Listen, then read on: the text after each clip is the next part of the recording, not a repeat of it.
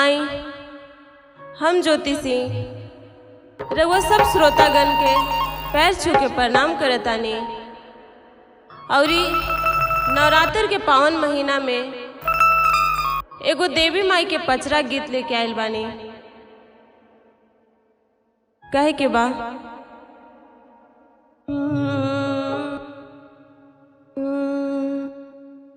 आ गईले डोलिया कहार माई के